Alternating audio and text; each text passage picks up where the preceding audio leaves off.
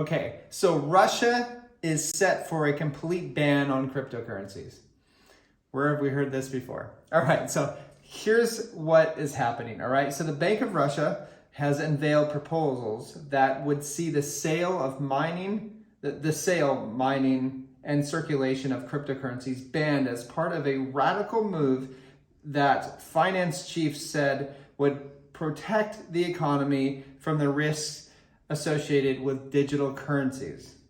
I'm going to get into that in a sec, but let's read a little bit more. In a statement issued on Thursday, the central bank argued that the status of the Russian ruble, which is not a reserve currency, does not allow Russia to take a soft approach in ignoring growing risks.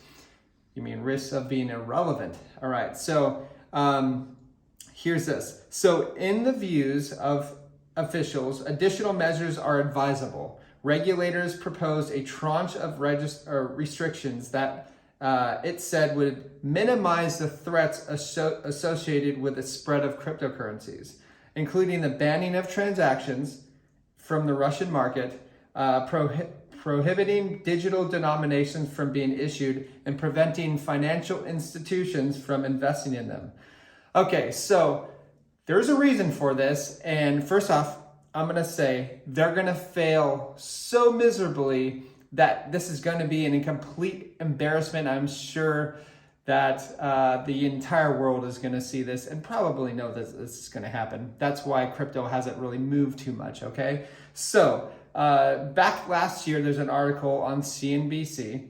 It says, digital currencies are the future of of Russia's financial system, central bank governor says. And it said underneath, Moscow published a consultation paper on a digital ruble in October and aims to have a prototype ready by the end of 2021, which I think they actually did, while pilots and trials could start next year.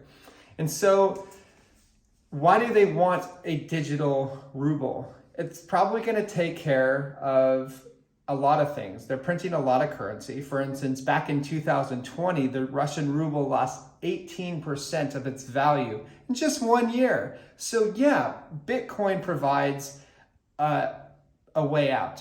And we saw what happened with China when they're trying to ban mining. They failed miserably. And actually, a lot of the people that were miners decided to decentralize, take their mining rigs and go completely off the grid and go green. And now they're screwed because they cannot find these miners very easily anymore because they're all over the place scattered. And people know not to show their mining rigs in front of TV stations and bragging about it because they know that, hey, the government's probably going to shut this down.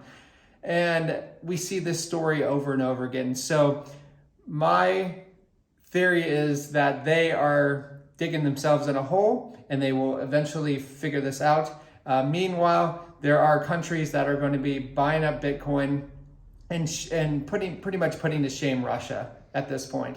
And any country that decides to try to ban these things, ban cryptocurrencies, ban financial institutions.